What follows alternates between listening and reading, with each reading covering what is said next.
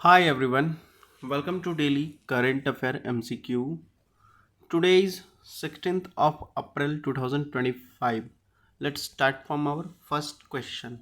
Look, the first question is consider the following statement about the significance of application salt chinmay.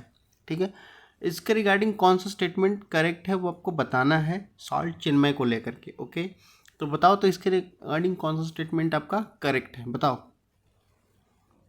So the correct statement is, आपका statement second correct होगा, statement third correct हो जाएगा. Okay, आपका statement first जो है वो wrong हो जाएगा. ओके, तो उसके रिगार्डिंग आपका ऑप्शन क्या हो जाएगा, सी हो जाएगा, 2 and 3 only. Okay, now move to the next question.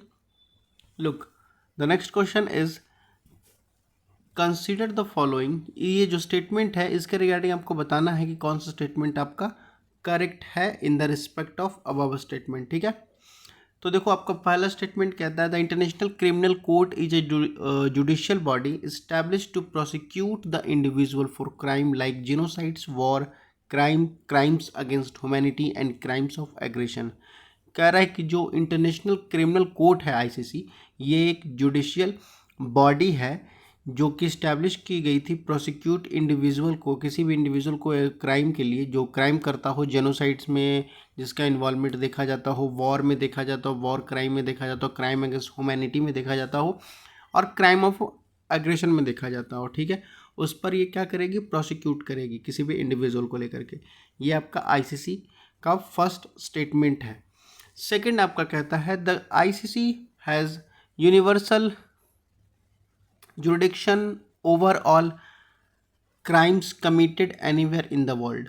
कह रहा है कि आईसीसी के जो जुरिडिक्शन है वो यूनिवर्सल है कि पूरे देश में कहीं भी अगर क्राइम कमिटेड होती है तो उसके अंडर आएगी. आपका सेकंड स्टेटमेंट कहता है. तो बताओ इन दोनों स्टेटमेंट में से कौन सा स्टेटमेंट करेक्ट है इंटरनेशनल क्रिमिनल कोर्ट को लेकर के.